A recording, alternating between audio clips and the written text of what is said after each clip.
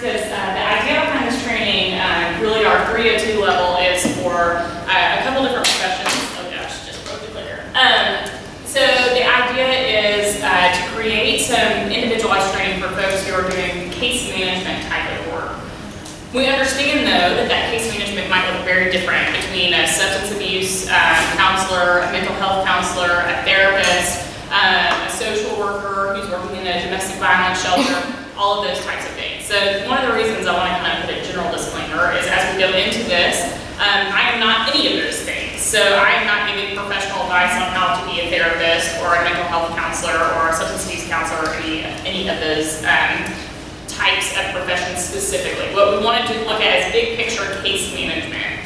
So Kara was great. She was able to sit down with me and talk from particularly a therapist perspective about when we talk about general overviews of human trafficking and victimization, making sure that doesn't conflict with, from a therapist point of view, a therapeutic model, right, or a therapeutic approach to working with an individual who's experienced trafficking. So we'll drill down to that in just a bit. But I don't want anybody looking at these slides and taking that away as a gospel approach to the specific profession that they work in, that we should be looking at this as kind of general guidelines and then use that to mold or influence the profession and expertise that you have. So, if you don't know about us already, we are the Community Coalition Against Human Trafficking. We're a nonprofit here in Knoxville, but we serve all of East Tennessee. One of our bigger updates since the last time I was here is that has expanded down to the Chattanooga region. So we are serving really essentially kind of the Tennessee Valley area, I guess you would call it. We're not really in the Upper Cumberland, but we're down to the Chattanooga area, all the way up to the Tri-Cities as we were before. So pretty big service region. But we are serving those areas in a number of different ways. So we work very hard to provide kind of community collaboration, community response to human trafficking, and doing kind of our awareness, our training. I just mentioned I was in Sevierville. I was doing a training from 10 to 11 this morning, so I had to like literally run out the door while people were asking me questions to get here today. And really that's what I do a lot of days. I'm kind of all over East Tennessee doing these types of trainings. I'm always very grateful for the opportunity to talk about this issue. But then the other kind of component of our agency is the direct services. So we serve survivors of trafficking. We've served from age 3, oh, there's Kara, I was just mentioning you, from age 3 all the way up to, we've had a client in her 50s. So we serve full age ranges, both genders. We do have emergency housing here in Knoxville that serves adult women, but we provide supportive services or community case management to any survivor of trafficking. So we want to offer those resources. We want our community to be informed about those resources. As you guys are engaging or identifying potential trafficking cases in the community, then what, right? Now what do we do with that? How do we help, knowing that we can provide kind of a wheelhouse of services? And we may not provide the services in-house, but hopefully have the connections to connect that individual to those services. So quick refresher for those of you who maybe have slept since you've gone through HT 101 or maybe weren't able to attend. We really have 2 different types of trafficking that fall under human trafficking in Tennessee, right? We've got sex trafficking and we have labor trafficking. Again, you know, this can be carried out in a number of different ways. This is all about exploitation of the vulnerability. And really that's what it comes down to is using another individual as a product to get something in return, whether it's cheaper labor or rent money or drug money or whatever the case might be, or just money in general. But we're exploiting a vulnerability. The significance behind that exploitation is what we see among survivors is that even a victim, while being victimized, may not recognize the exploitation. This exploitation can be incredibly nuanced. It can be part of a very extensive grooming process that makes it very difficult for a teenager or a young adult or an adult to recognize, oh, I'm actually being coerced or manipulated into doing this. This is not something I actually want to do. It's something I feel obligated to do because of X, Y, and Z. So that's significant because we have to keep that in mind as we are working with folks. And kind of we've got trafficking on our radar. I have really kind of yet to find a screening process of saying, have you been trafficked, to really work well. You know, it might work occasionally, and sometimes they might have very spot-on vernacular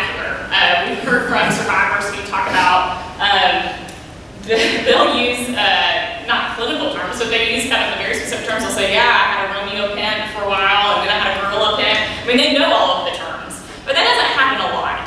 What we oftentimes are talking to are folks who are in what they consider to be a somewhat abusive relationship, right? But the abuse component involves exploitation. They don't see that as trafficking, they're not recognizing that as trafficking, they may not even really recognize it's an abusive relationship. And so we need to be listening kind of critically, thinking critically as we're talking to folks, paying attention to what they're really telling us, digging for answers when things don't make sense. So again, kind of as a quick refresher, when we are talking about sex trafficking in particular, important to understand that rural populations are high-risk populations for sex trafficking to be occurring. So it's a little bit counterintuitive to what we think about as being a big city problem. But when it happens in rural populations, it's most commonly familial trafficking. So that means that family member is the trafficker, right?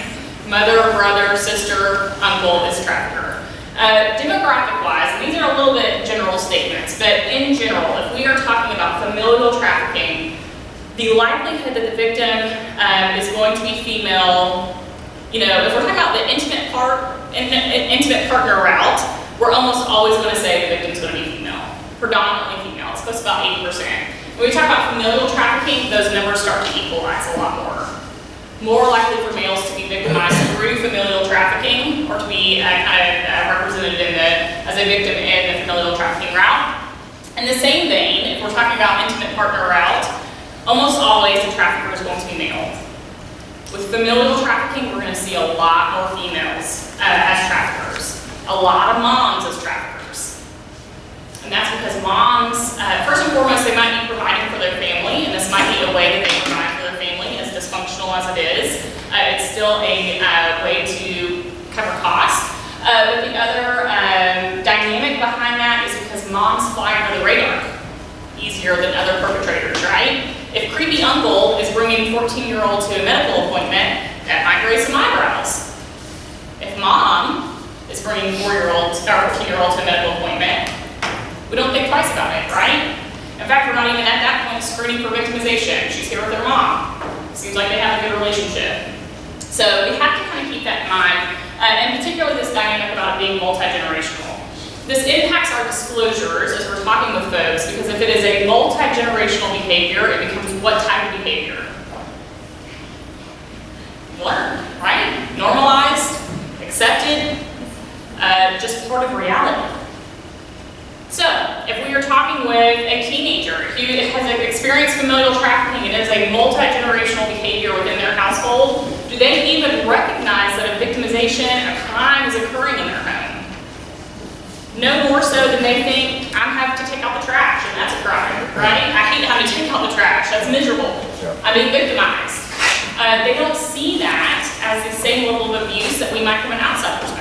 Because mom did it when she was a little girl, and mom has told me, yeah, I know it's tough, but this is the way that we're able to stay in this house, and this is the way that this is part of it. She has normalized it, she's accepted it, and they almost have a support system within their own home, right? This is kind of how we deal with this part of life.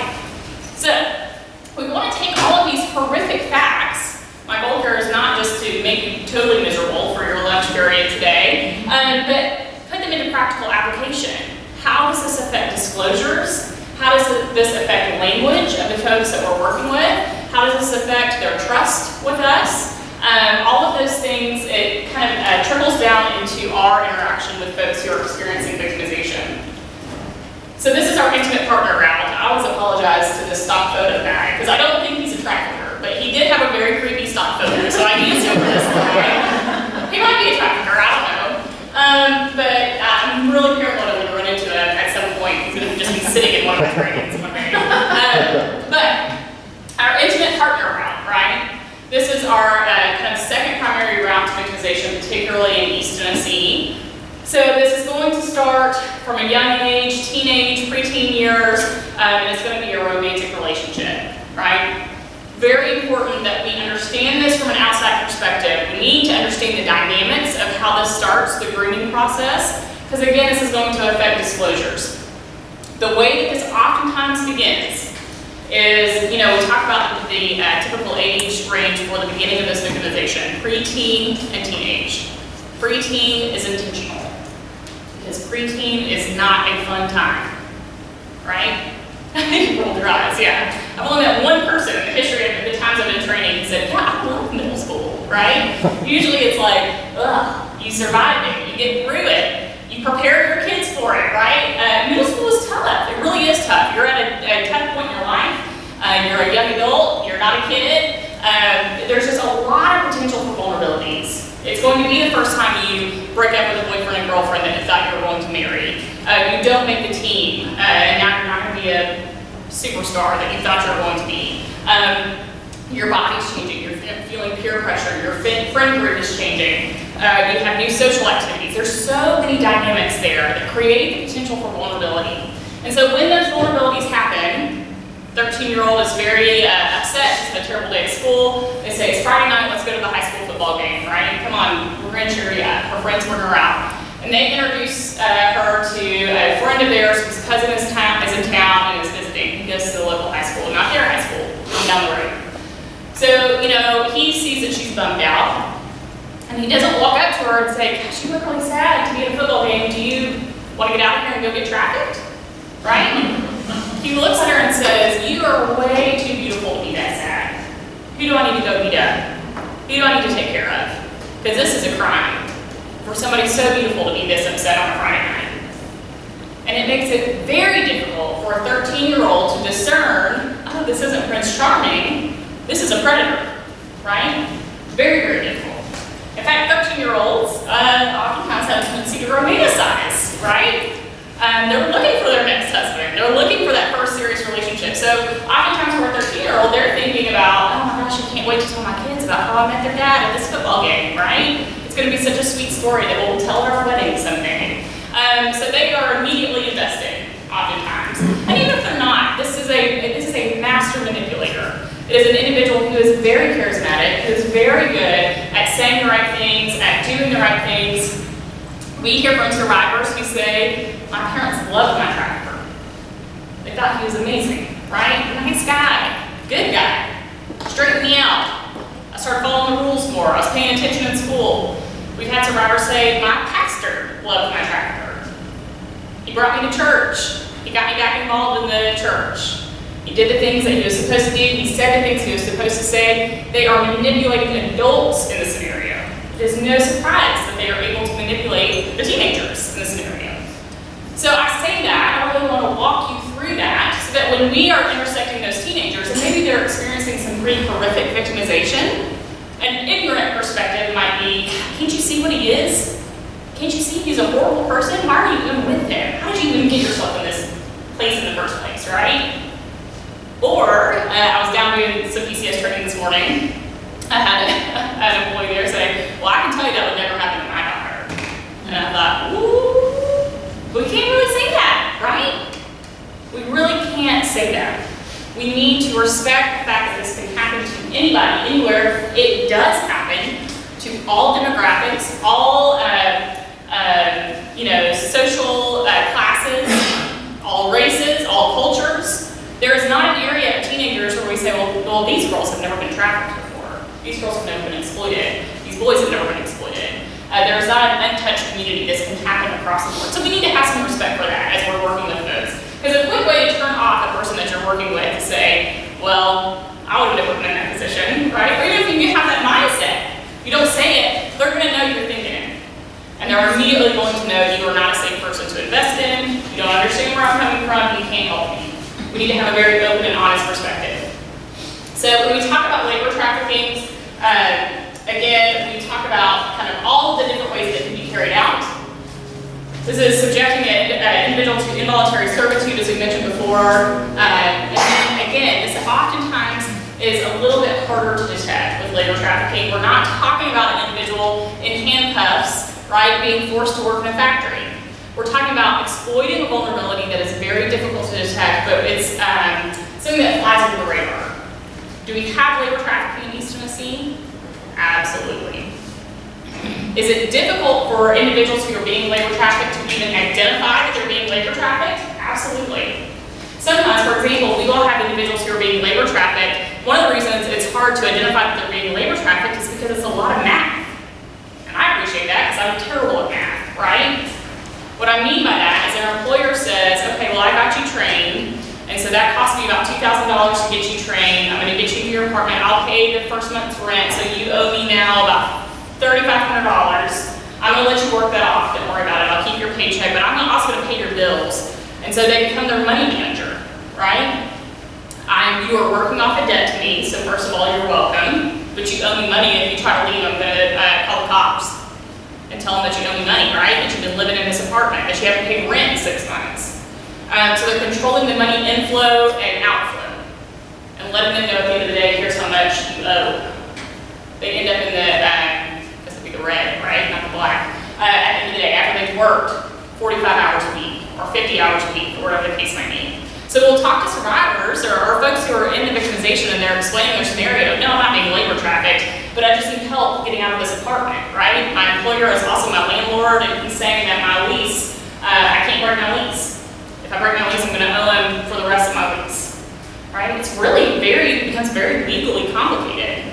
We've got residential, landlord tenant law, we've got employment law, all of these overlapping issues that's very, very difficult to recognize and kind of overcome. It's kind of one of our case studies for labor trafficking.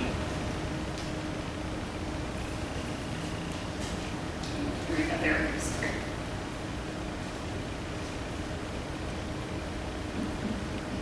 And I use this as an example. This is a real life example from East Tennessee. I use this as an example because does this speak to the dehumanization of this crime? Absolutely, right? A lot of focus on sex trafficking. And we do, sex trafficking is the more prominent form of trafficking in East Tennessee, but the dehumanization factor is the same. That treating a person like a product, dehumanizing them, it is the same dynamic with labor trafficking. It is just horrific in different ways. And it's the same lack of concern or just even lack of treatment of another human being as a human being.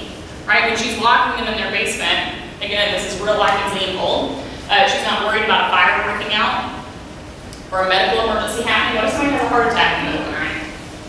Right? She's not worried about that because she's not seeing them as humans. Fire breaks out, well, I've got insurance, that'll cover that. Well, I'll rebuild the factory and I'll restock it. Right?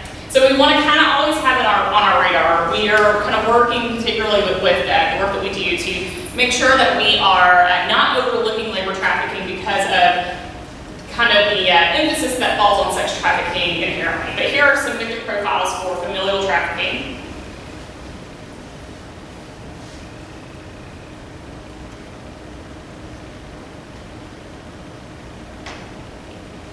This is not an uncommon scenario when we're talking about sex trafficking of minors, and particularly familial trafficking of minors. The significance behind this, and we work really closely with DCS to improve their screening processes, but the significance behind this is because the system, in the past, we're working to change it.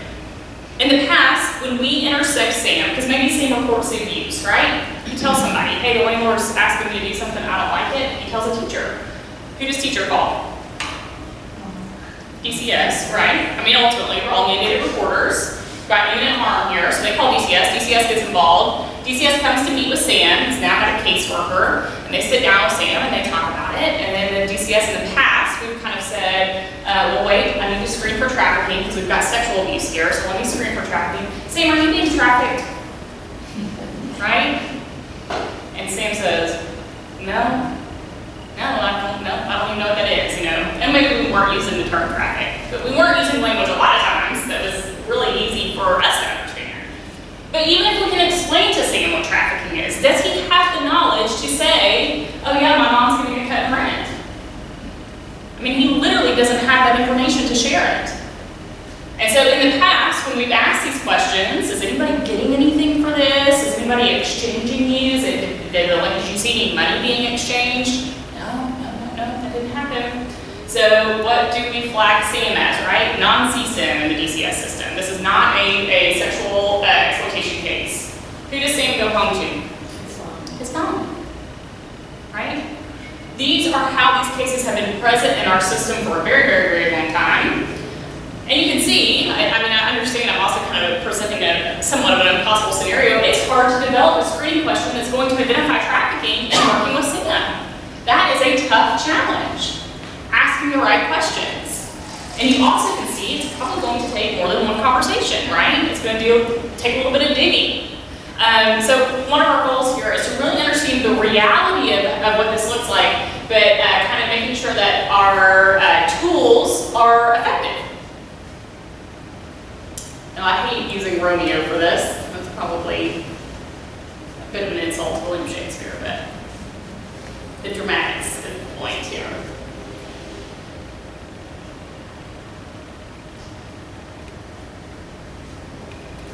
So one of our, kind of objectives with this scenario is when we are interacting with Julia, is being honest about the reality, and I'm not saying this flippantly, about the reality of teenage girls in love, right? There's really kind of nothing more powerful than a teenage girl in love.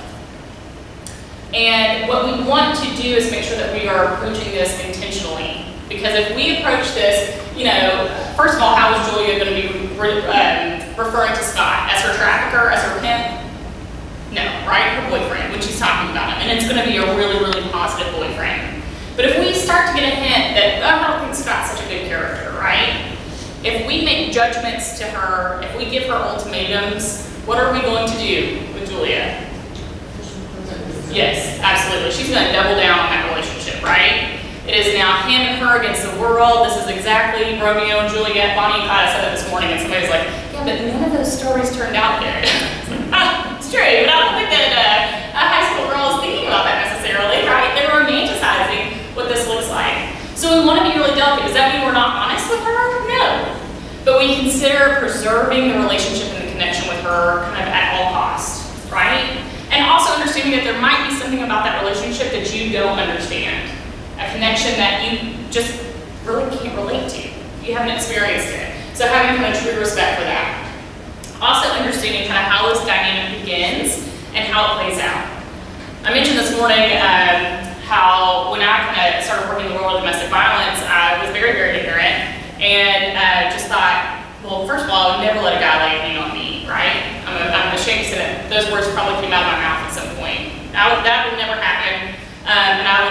If I was in that situation, I would just leave, right? Probably two of the most ignorant statements you can make about domestic violence.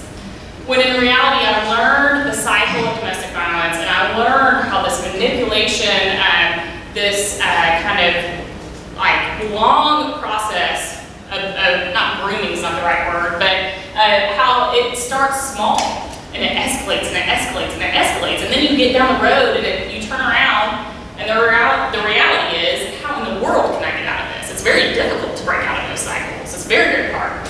In the same way, when we talk about this Romeo route, there's a lot of similar dynamics. One of which is this first exploitation. Well, first of all, this building a relationship is going to be incredibly positive. When I say a honeymoon period, I'm not joking, right? It's going to be all the good stuff that's going to be happening during this period.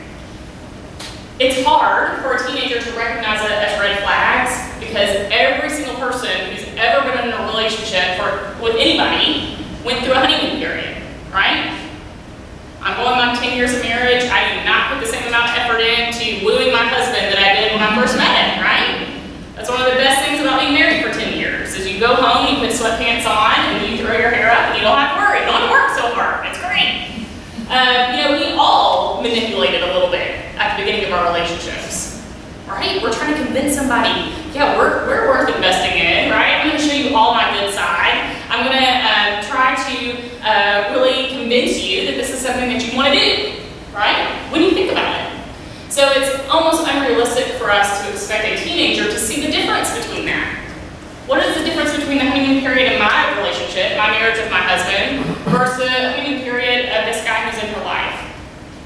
It's actually very nuanced, right? It's very, very difficult to detect.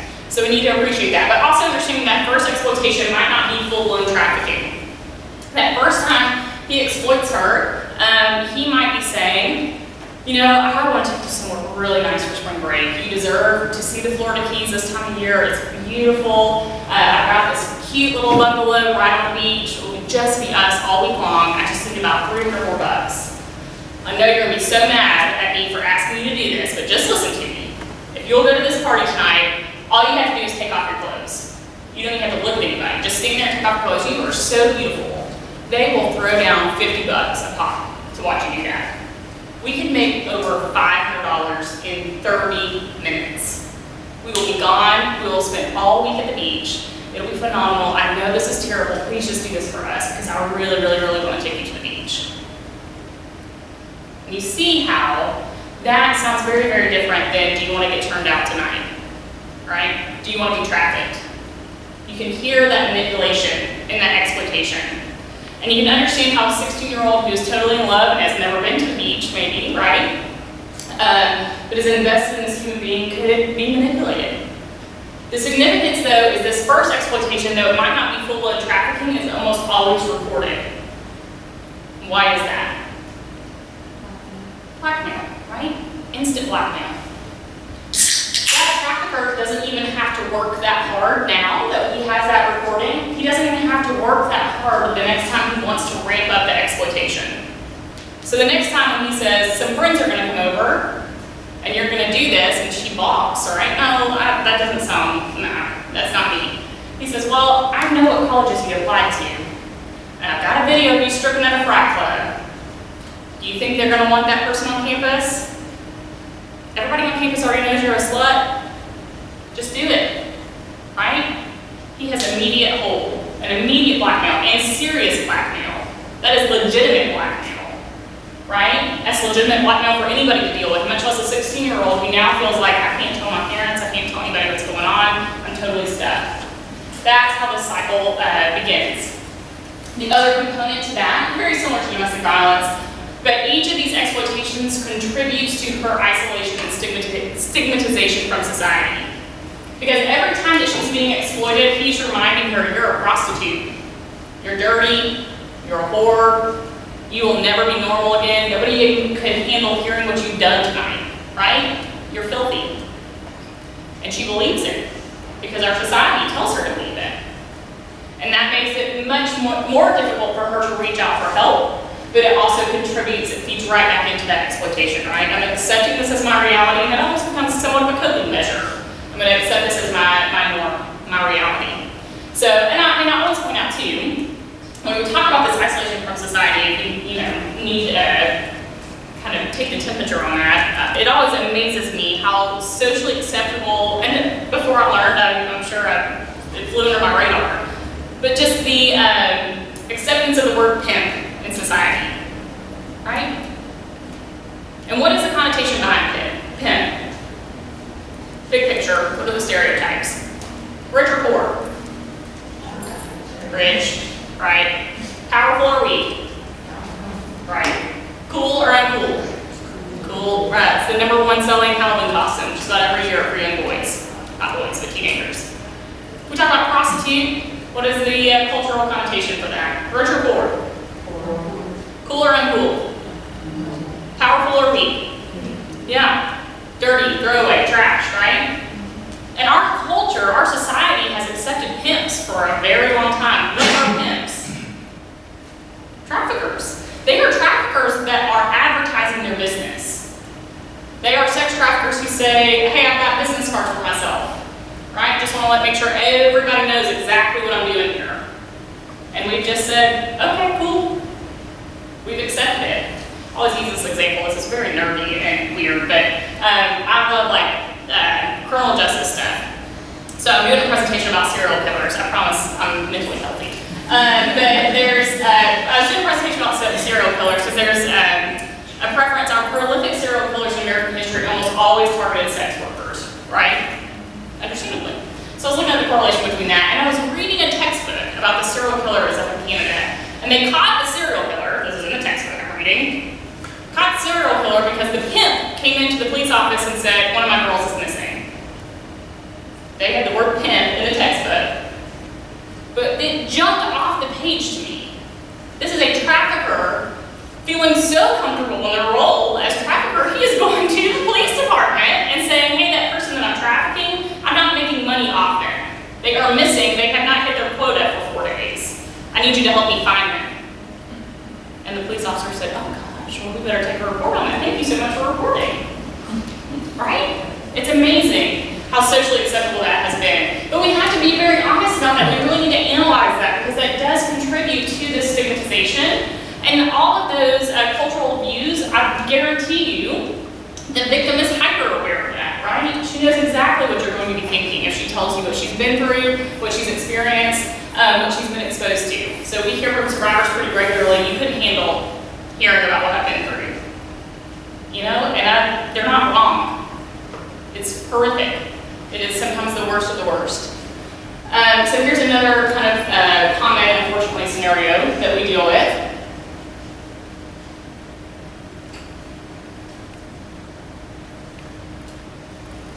So the significance behind that, this is not a statement against DCS by any means, but we also have to be honest as a society that DCS isn't a perfect system, right? That any big entity like that, there's a potential for exploitation or victimization across the board. I mean, there's a potential for that going to school, right? There's a potential for that going to church.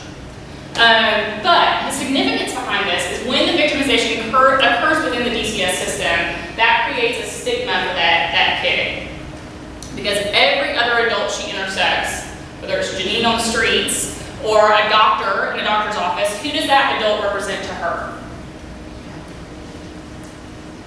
DCS, right? In a way, she's not wrong, because we're all mandated reporters. We are all obligated to report if a kid is in imminent harm. But this is a system that has failed her fairly dramatically. So, one of the takeaways from that, the applications of that, is Amanda going to be a fun client to work with? Is she going to be a compliant patient? Is she going to be enjoyable? Is she going to be your 4:30 appointment on a Friday afternoon? Yes, probably. Yeah, that's how your scheduling works, right? But she is going to work hard to make you miserable, to shut you down, to make you mad, do whatever she can to so that you will write her off. First of all, to confirm what she already knows, right? Nobody cares about me, they don't really want to help me. But also to get her out of your office. She needs to get off your radar as quickly as she can. And those are survival techniques that she has learned that are legitimate survival techniques. They have helped her overcome quite a bit. So what we want to do as providers, as folks who are working with teenagers in particular, when we have these reactions, is making sure that we personally are rising to the occasion, right? That I'm engaging her in this combative behavior, or I'm considering how this affects my day, this makes my afternoon suck really bad. That instead we're collecting that as one big giant red flag. Why in the world is she so mad? Why in the world is she so angry? Why is it that she hates being here so much? Whatever it is, right? Whatever that emotion is, she's telling you, see the big picture. Recognize the big picture in it, and use that again as kind of a directive for what potentially could be going on. So this is kind of unfortunately a fast-growing, I guess I could say criminal enterprise here on a national scale. We're going to see a lot more attention about this in the near future. The significance behind this, and this is our little humbling moment here, in case anybody needs one. I need one sometimes because it's so hard for me to relate to the act of sexting. And nothing makes me feel older than the idea of sexting. So sometimes I need to be humbled in the sense of remembering as a teenager I did stupid stuff. All teenagers are stupid. But when I was a teenager, nobody was carrying around cameras or video recorders, and we didn't have social media where we were posting everything, and my whole life wasn't being documented. So luckily, none of you here know anything that I did as a teenager, and there's really no way for you to find out, right? It fell by the wayside. It disappeared. Our teenagers right now don't have that luxury.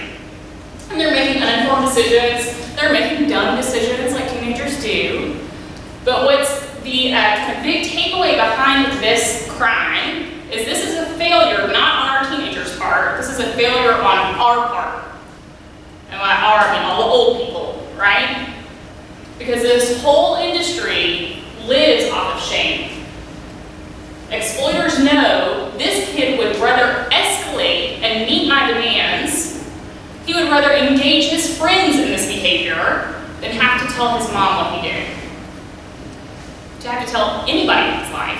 He doesn't have a single adult in his life that he can say, you know what, I made a mistake and I need help now. I'm stuck. Right? So we have to flip that. The encouraging thing about that is that's an easy fix. We can reduce that shame. We can open those lines of communication. One way to do that is to be super proactive. right? Every kid you work with, and this isn't true as far as performance goes, but every kid you work with, you just assume you're going to do something stupid on your phone. So let's go ahead and talk about it. When you do something stupid on your phone, here's how we're going to deal with it, right? Let's try not to do something stupid, but let's also just accept that you're a kid, right? And so we want to make sure that we are kind of aware of that. The interesting thing behind that, I find it to be encouraging, is they were talking to folks who were being prosecuted for sexploitation, and they were kind of talking about their process, finding victims, and they said, you know, if a victim told us no one time, we stopped their efforts. We just had to have one stand up and say, I'm not doing that, and then we just moved on. Right now, the discouraging thing is because they can move on, there's plenty of other victims for them to target, but it also tells us it doesn't take a lot to break this cycle. So we need to have kind of a good understanding, a good appreciation for all of the barriers that come to identifying with this type of crime in particular, with trafficking, particularly sex trafficking. But when we talk about fear and isolation and shame, we are talking about the most extreme ends of those emotions, right? So shame that is just crippling, paralyzing shame. They're not just dealing with that. They're dealing with that on top of all of these other things. And all of those barriers compound to make a very serious wall, a very difficult thing to overcome in creating a connection with another individual and being honest with another individual. So again, we just want to have kind of the utmost respect and kind of a realistic understanding of what they're experiencing as much as we can. So in the same way, I don't really expect you to be able to read all of those teeny tiny prints, but I hope you get a visual about the effects of this type of victimization. Because it can impact all different systems, but each of those impacts, if you can read some of them there, each little bullet point in and of itself can be stigmatizing. That one bullet point. And when we talk about this layer on layer on layer on layer on layer, it is very, very difficult to break out of that cycle, right? This is makes it much easier to convince them that there's no hope, no help, there's no other reality that's facing them. So for example, lack of life skills. If I'm 22 years old and I don't know how to read, is that stigmatizing? Yeah. Embarrassing? Yeah. And then you consider that's a result of my victimization, right? That's because instead of being in school, I was being trafficked my teenage years, my elementary school years. The trauma that my brain has experienced created a disruption in my education process. So making sure, kind of having an appreciation again that we understand that, but kind of seeing how these things might come out as we're working with folks kind of in a big picture setting. So as we are working with folks and we kind of want to be looking for trafficking, we want to be screening is a little bit of kind of a formal term for that. First and foremost, we want to make sure that we are addressing immediate needs as we are working with folks. What I mean by that is if you are working with an individual who's being trafficked, actively being trafficked, I can almost guarantee you that they are starving, they are very thirsty, and they probably haven't slept for a couple nights, right? One, if not all of those things are going on. When I say immediate needs, I mean literal immediate needs are being met. And you know, there's kind of twofold results of that. If you ignore that, if you look past that, hey, I need to meet with you for 30 minutes, I'm not concerned about if you're starving, right? So I'm not even going to address it because I need to get my 30-minute block done so I can move on to my next 30-minute block. Then you are immediately sending them a very clear message by just not even addressing it. But the flip side is, food is very powerful. There's a reason that they have food here today, right? It brings people in. It's unifying. It's encouraging. And so if you are able to say, hey, do you need a granola bar? Do you need some Cheez-Its, whatever? My snacking options are probably not incredibly healthy. But if you've got something that you can offer them in the moment, you first of all, you are respecting their reality. You might be starving, can I help you with that? But you also might immediately make a very easy connection, right? They can immediately see and identify that you potentially could be a safe person. So understanding the need for an interpreter, what I mean by that is if you're in kind of not necessarily a clinical setting, but maybe a situation where, we don't have court-approved attorney or interpreters. on hand, or we don't have even interpretive services, right? Understanding that if we are considering looking for trafficking, asking about trafficking, that we cannot use a family member as an interpreter. We cannot use an informal person who happened to come with that individual as the interpreter. Now we know logistically sometimes we're going to have to talk through family members because we can't all walk around with a certified interpreter all the time. I wish we could. So we're going to have to do that sometimes. That's fine, but that's not an appropriate time to be screening for human trafficking. That means that comes off the table, right? Because, as we talked about, what is the most common form of sex trafficking? What kind of route into victimization? Familial, right? So we want to be very conscientious of that. Maintaining a safe environment. We really want to be honest with ourselves about our surroundings. Whether it's in an office setting, whether we're intersecting people in the courtroom, or whatever the case might be. Are we really having a confidential conversation? Or is it just confidential because I pulled you over to this corner and I'm talking to you over here, right? Because it's the only place that we had to talk. I used to do that all the time in court. We would have, I'd have 20 victims to meet with in the middle of a court session. So we would find places in the hallway to talk. Recognize, and that kind of runs all the way to the extreme of, I use doctor offices, I pick on them a lot of times, but you might be in a doctor's office and sitting in that room, and that's not soundproof. I've yet to be in a doctor's office where I sit there and I don't hear everything that's going on in the rooms next to me. So be honest with your logistics and your environment as you are working with a person. If you are not in a place that is confidential and that you can ensure that they feel comfortable and they feel safe, we're not talking about trafficking. This is not the time to be talking about trafficking. We'll talk about some tools that you can use to get around that if that's just not an option.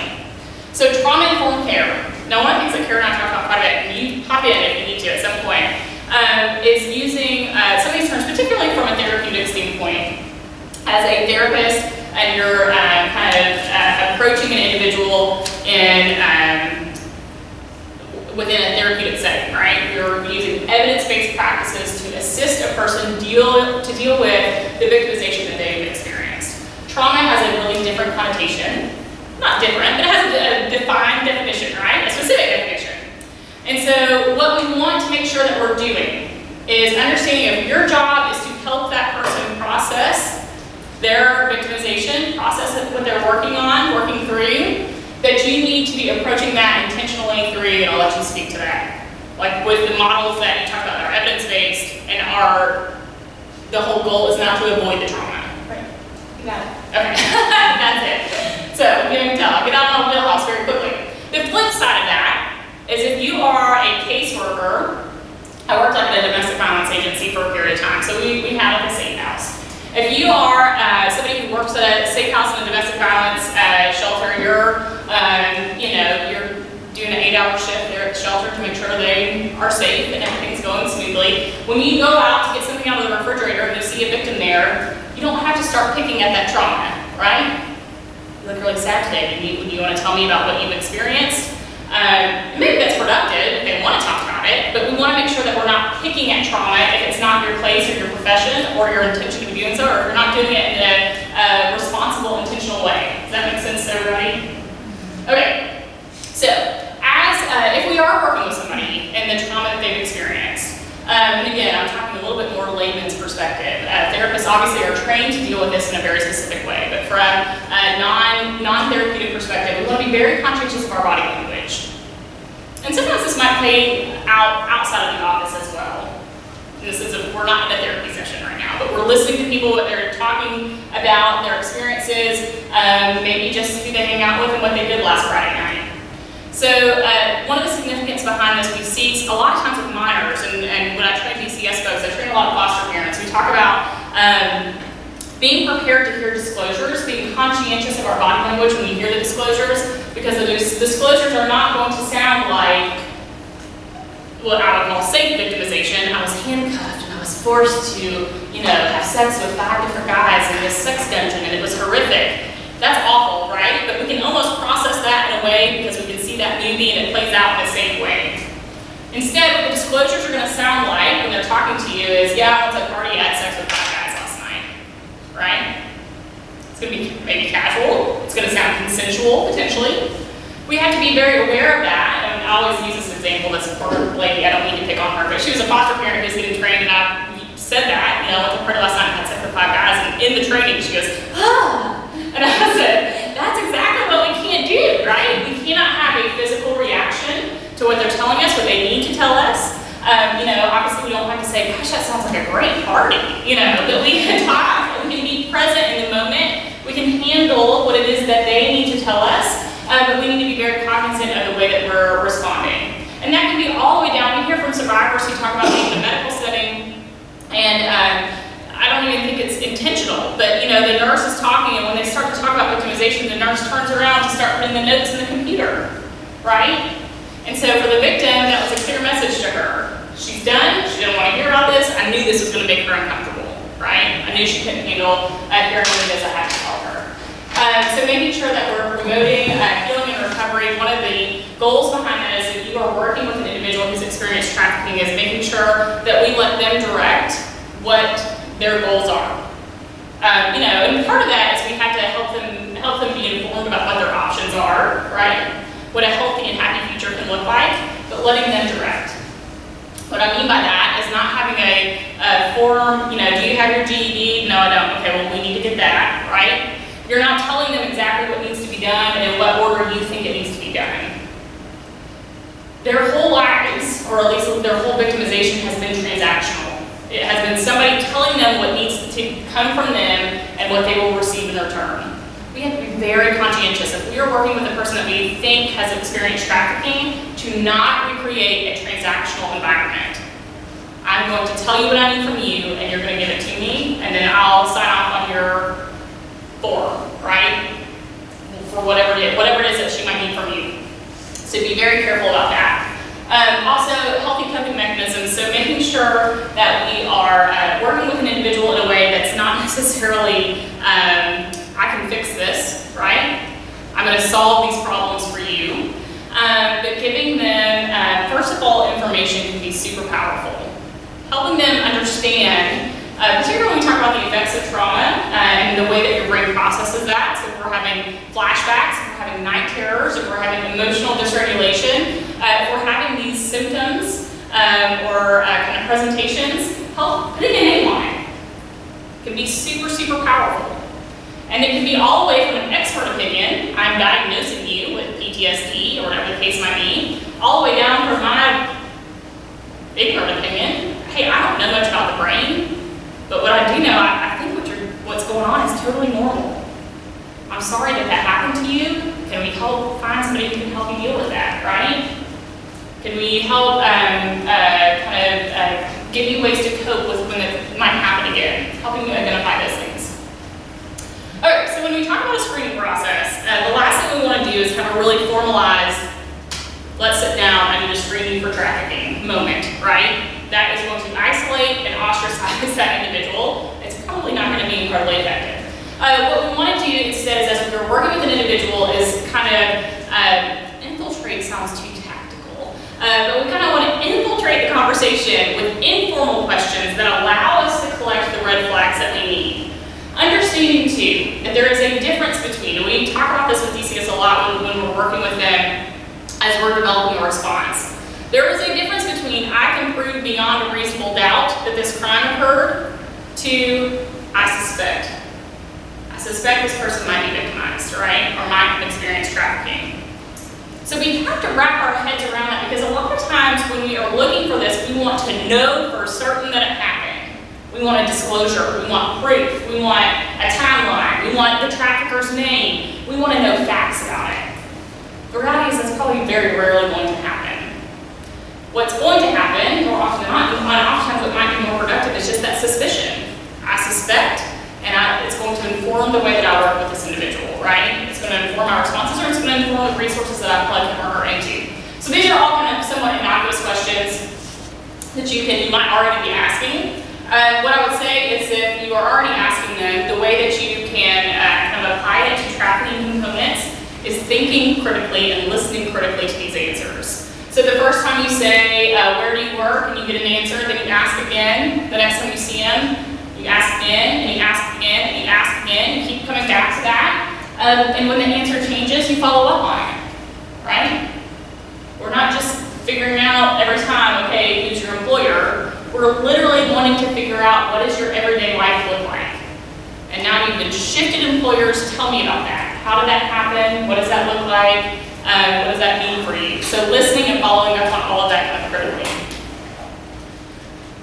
One of the kind of models that we thought was interesting, especially working with minors who experience trauma. We heard this guy talk at a training about a year and a half ago. But he is kind of somewhat of a national expert in the sense of working with folks who've experienced trauma. He was on site at the Fort Hood shootings down in Texas. Is that right? Fort Hood. You're military. Is that right? I couldn't tell you. I can't remember where it was. I'm thinking it was down Texas. But anyway, he responds to the events that are highly traumatic. But he used the Fort Hood example in his training about the way that your brain records information. Oh, I'm tight on time. The way that your brain records information when you're experiencing a traumatic event. And I thought the Fort Hood was especially pertinent because these were soldiers who were trained in combat to use weapons, to be shot at, right? They were trained to have be prepared, essentially, for somewhat this type of experience. They were not prepared for somebody to be walking into a classroom and start shooting, right?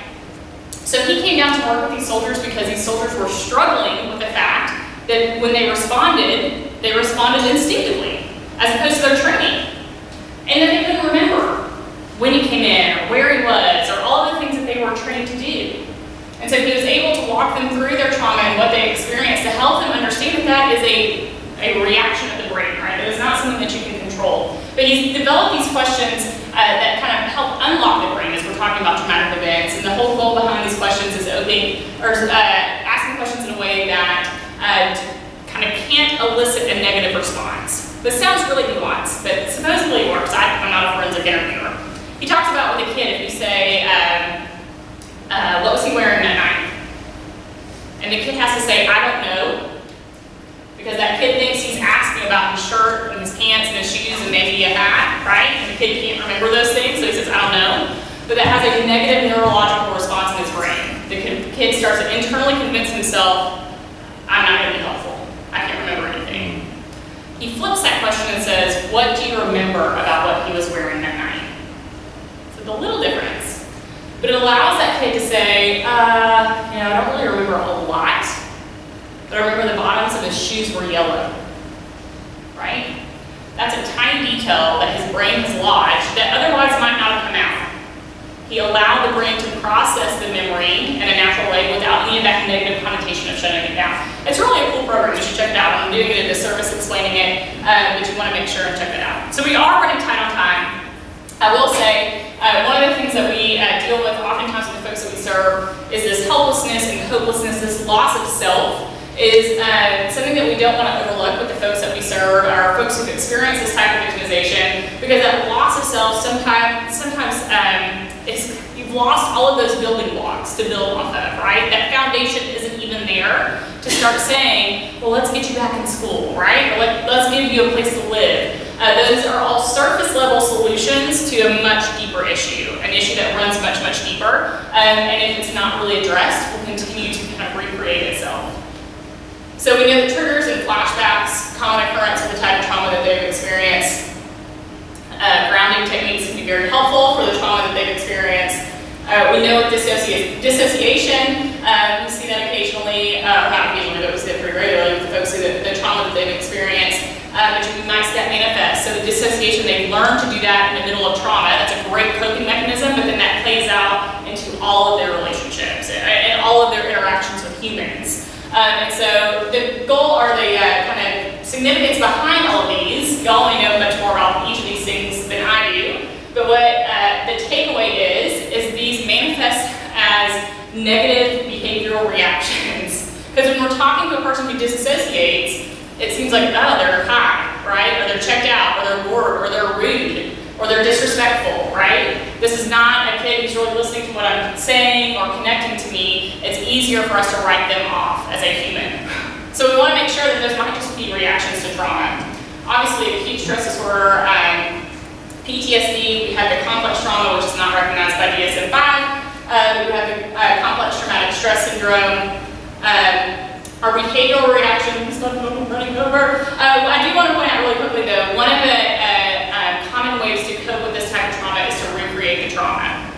That's hard to wrap our head around, but this oftentimes can result in overly risky, overly sexualized behavior. It might be self-harm, it might be toxic relationships.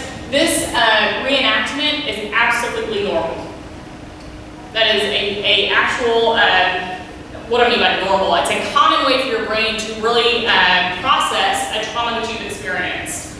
Because if your brain can recreate it, and then you can master control over it, then you can overcome it, right?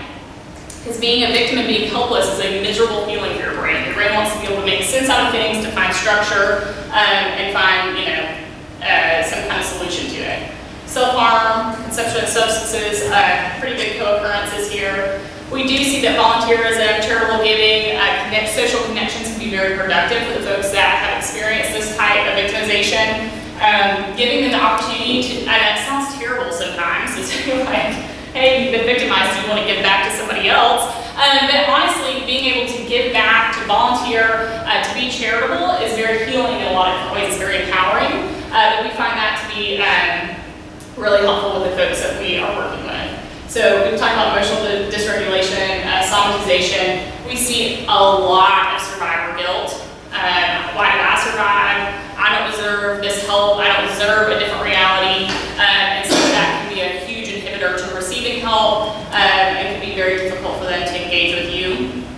And then we have our stages of change. I always point this out because this is true for everybody. Has anybody ever started a diet and isn't still on it? Started an exercise program and isn't still on it, right? Those are stages of change. Good thing is, that's just normal, right? We don't need to feel bad about that. But when we say we're going to change our life, we're going to do something different. We're going to introduce a new idea into our lives. It is totally normal for there to be a relapse to that, or that first time that you work on changing a life, for that not to enter into stability immediately. I always want to point this out for folks who work with individuals who experience trafficking to reduce your burnout. Do not take it personally when she stays on that circle. Because it's easy when you get to this point, because you've invested a lot of time, a lot of man hours, a lot of emotion, and when she hits this, it's easy for you to say, God, you gotta be kidding me, right? Are you serious? I've wasted 8 weekends on you. We need to instead accept this is part of the process. And each time we go around, the easier it is to break out into some stability. There is progress even through relapse. So understanding what that looks like. Well, and I think too, understanding that usually as providers, we're in action.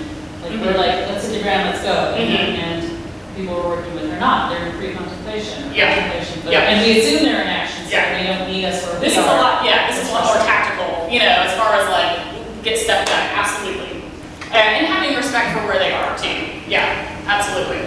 Okay, so obviously if you want to stay connected on what we're doing, follow us on Instagram and Facebook. I know I moved through the end part there a little bit quickly. If anybody has any questions, you can get connected with us. I think by this point you guys are probably all tired of seeing me or hearing me talk. I keep popping up at everybody's meetings. But if there are folks who have not heard me talk, connecting me to other trainings, to other folks who need to be trained, is always super, super valuable, and I'm always happy to go out and do things free of charge, so I'm always happy to come and do that for whoever you think might benefit. So knowing what resources are out there, if you're working with somebody and you identify trafficking, you suspect trafficking, first and foremost, call that into the hotline number. So even if you don't have a release from that individual to give their personal information, you can still call the hotline number and report the victimization. I just spoke with the hotline number last Friday and said, is that really helpful to you? And they said it is. It's very helpful for us. If we know the gender, if we know the age, if we know if they were natural born, or if they're like their legal citizenship status, and if we know the type of trafficking that we think has happened. Those 4 demographics can be very powerful. So it's a quick phone call. They are very nice people. You can call and let them know. You can always call and talk to us, brainstorm with us. I will say the medical providers in our community are kind of kicking everybody else's butt about getting involved. I regularly, which my husband and kids are not thrilled about, but spending my evenings on the phone with with doctors and nurses who are saying, we don't know what to do. We've got this patient, we don't know what to do. And I'm super happy to sit and brainstorm about that patient. And they don't tell me any identifying information. I'm not getting involved in case management. I'm helping them respond to trafficking because it's causing burnout and frustration. So anyway, we're happy to help and supplement anyway. Of course, we have the national hotline number 2. And then the website, you can do all of the things that you need to do on there as far as getting information about trafficking. Obviously, you can book a speaker because that sounds fancier than invite me, but it is just me, so don't get too excited. But you can go on there and do that and check out what we're doing here in our area. Sorry. However, as a back work.